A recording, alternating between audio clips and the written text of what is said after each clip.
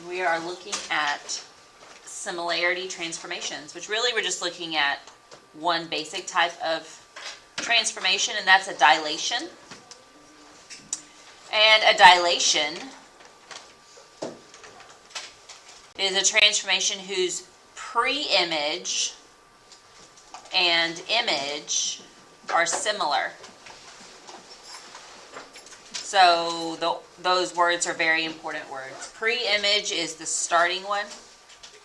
The start is the pre-image. Pre kind of gives that away. But image is the one that's a little tricky. That's the final one, the ending. Your final. After you've done your transformation, you get the image. And because they're similar, it makes it a similarity transformation.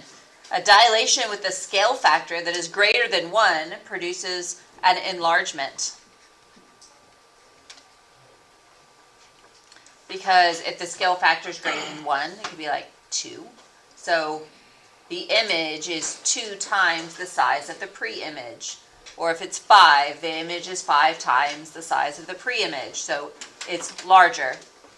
A dilation with a scale factor between 0 and 1 produces a contraction or reduction. So contraction / reduction. So it gets smaller. So like 1/2, 1/3. If the image is 1/2 the size of the pre-image, you made it smaller. It's a reduction in size. And then I'm going to give you an equation. N equals the image over the pre-image.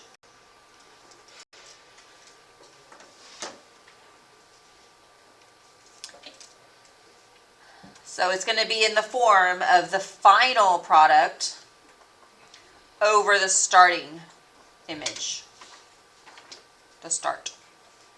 And that's going to give you the scale factor. This is representing the scale factor.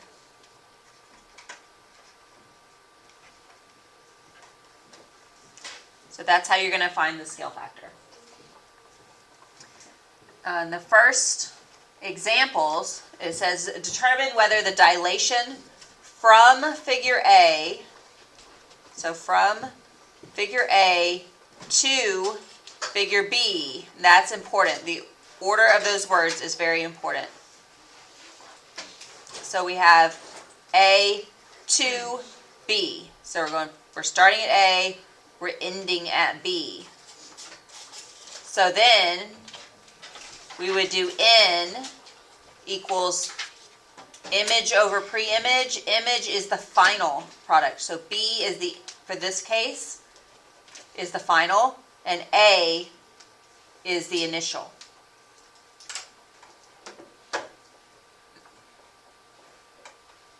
So the scale factor for these problems is whatever value we have from B over A. All right, so looking at the first one, you can pick any point on that corresponds from one image to the other, and it says I'm going from A to B. So I can see that I'm going from the large one and ending at the smaller one, right? So I already know that I'm going to have a reduction just by looking at the picture and labeling what I have. Now I need the scale factor, N. It's going to be B, a point from B over a point from A. So if I look at any point that corresponds in B and A, I'm just going to do that top right corner of both. B has the coordinates 1, 1. A has the coordinates of 2, 2. It's just the XY coordinates. And it doesn't matter which one I use. I can use whichever one I like. I'm going to go with X, the X coordinate. I could use the Y coordinate. It doesn't matter. So the X coordinate of each is the values I'm going to use. So B, The x-coordinate of the point on B is 1. The x-coordinate of its matching point on A is 2. So that tells me the scale factor from A to B is 1/2.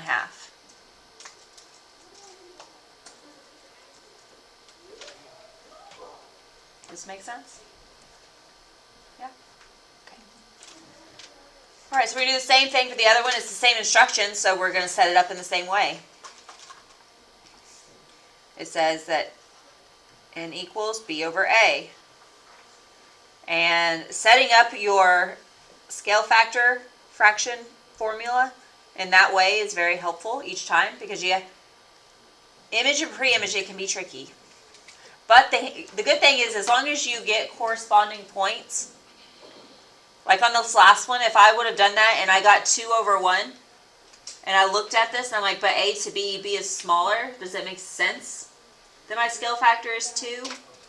No, that doesn't make sense, so I would just flip it. So even if you do it wrong, just do a does this make sense check, and if it doesn't make sense, flip it. It's that easy, really. But you do have to think about it. You do have to stop and think. All right, so from A to B. So I'm going from A and I'm ending up at B. So clearly I want an enlargement because B is larger than A. And then if I get a point, this time I'm going to go with that point of A. That's the point 1, 0.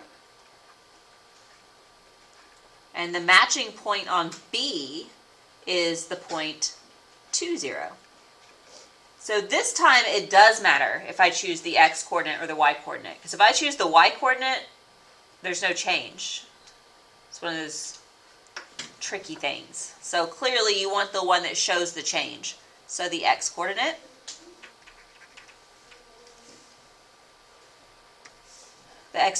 from the B point, the point on B, is 2. The x-coordinate for the point on A, did I mess that up? I didn't count right, did I? That's 3. Sorry. 3 from 0. 1, 2, 3. Oops. It's going to be 3/1.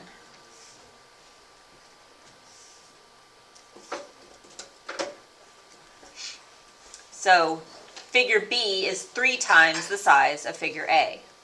The scale factor is 3/1. All right, now let's look at another one. Now we just have a word problem. Mariano wants to enlarge a picture he took that is 4 inches by 7.5 inches. He wants it to fit perfectly into a frame that is 400% of the original size. What will be the dimensions of the enlarged photo?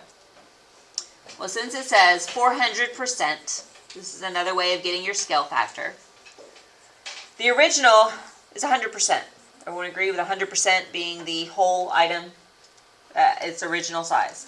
So if you want to go to 400%, you're multiplying by 4, right? So you're saying times 4. So that means that your scale factor is 4, or 4/1.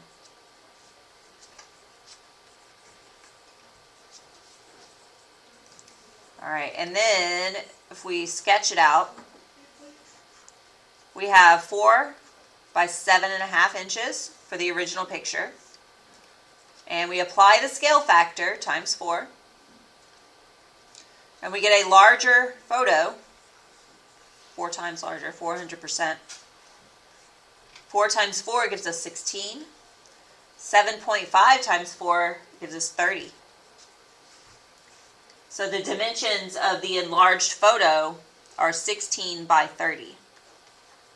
16 inches by 30 inches.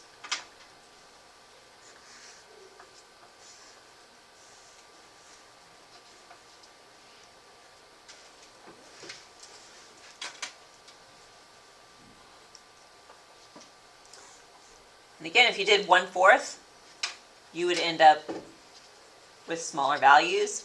And then it tells you twice in here, enlarged. I think it was twice. An enlarged photo.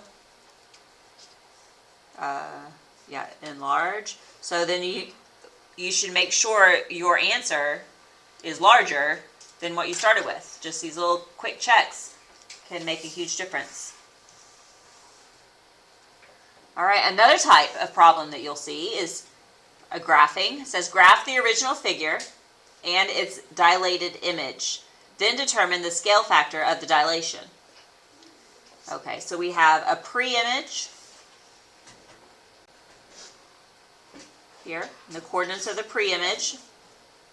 B is at negative 6, 2. 2, 3, 4, 5, 6, negative 2. That's point B. And 4, negative 2. 1, 2, 3, 4, and 2. That's point A. D is at negative 6 and up 6. 1, 2, 3, 4, 5, 6. That's point D.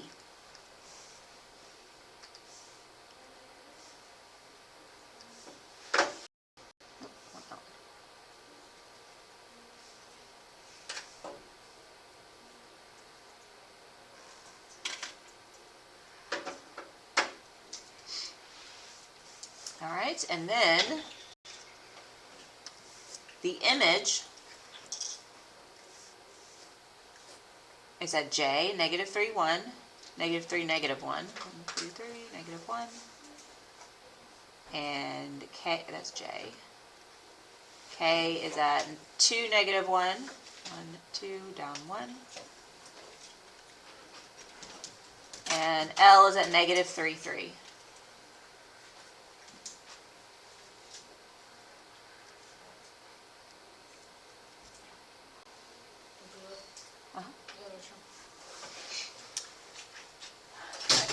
So there's from the pre-image to the image, I can see to get from point D, the pre-image, to point L, it's getting smaller.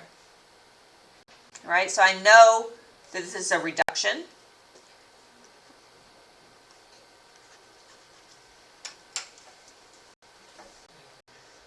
So N is going to be the image over pre-image, right? So image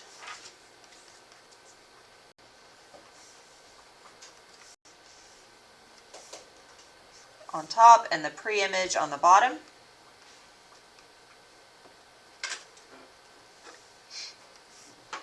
And it doesn't matter which point I look at. I could look at any of them, but I'm going to look at D to L. And I could use the X's or the Y's, it doesn't matter. I'm just going to go ahead and go with the Y values, 6 and 3. So the image has L, which is 3, and the pre-image had 6. So I have 3 over 6. And that gives me the similarity ratio. That's how they're similar. The 2 points is the ratio of those 2 points. If I reduce that, I get 1/2. So the scale factor of the dilation is half. The image is half the size of the pre-image. And again, if you did it upside down or flipped, as long as you think about it for a minute, clearly it's not, the green one is not 2 times the size of the pink one. It's half the size. All right. Let's look at another one. And this one can maybe be a little tricky. It's different, I guess. It really works just the same as this last one, but now it looks different. I'd say it looks different. Find the missing coordinate and the scale factor. So if we find the scale factor, then we can find the missing coordinate.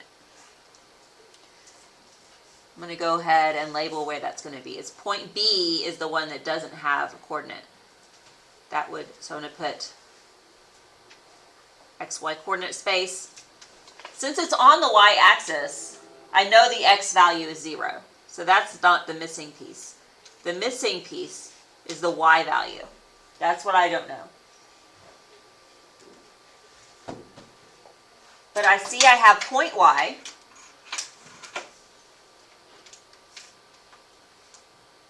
on this other line. And I have point Z that's on the same line as Y.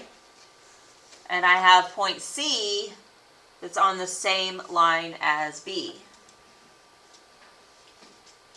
So I can't compare the relationship of Y to B, but I can compare the relationship from Z to C, right? Because I have both of those values, the X values. The Y values aren't helpful in that, but I can compare the 12 with the 4. And in this situation, it doesn't really matter if I go from C to Z or from Z to C. You just pick one, because it doesn't say that it has to go a certain direction. All right, so I'm going to go from Z to C. So, ooh, that's not a pen. So if I decide to go from Z to C, then I'm going to set up my ratio as C over Z. And then put in the values. So I did Z in green. And Z was 12. And I did C in orange. And that is 4. So the relationship of C and Z, C to Z, is 4 over 12. And then if I reduce that, that tells me the scale factor is 1/3. So the scale factor along the x-axis is 1/3. So that means the scale factor along the y-axis has to be the same. In this case, the x values aren't useful, but if I look at the y values, they should change in the same way that the x values changed in the other set. So the y coordinate, the point y, multiplied by the scale factor, n, is going to give me the coordinate of b. Oh wait, I did that wrong. I mean, not wrong, but I didn't use my colors. Y is green and orange for b. And if the scale factor is 1/3, okay, I'm sorry, so y is -6. So if I have -6, and I multiply it by 1/3, 1/3 of -6 is -2. So the point B is at 0, -2. Because that -2 is the missing piece.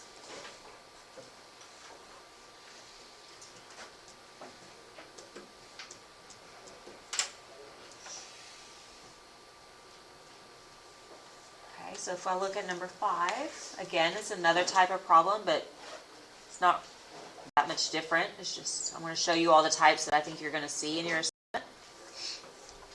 If two polygons are similar, find the similarity ratio and the scale factor. This, again, doesn't tell me where to start and where to end, so it doesn't really matter, I guess. All right, I can pick any point to start at. So I like the 15, so I'm going to pick that one. And then I need to find its matching piece in the other polygon. So 15, it matches up with this 3. So the similarity ratio from 15 to 3 would be 3 over 15. Now the similarity ratio is the one that is not reduced.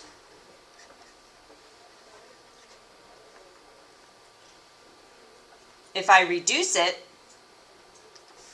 then I get the scale factor.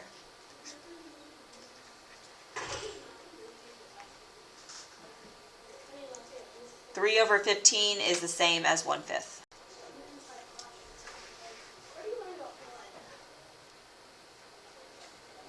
I just had to make sure that I got the corresponding piece in the picture.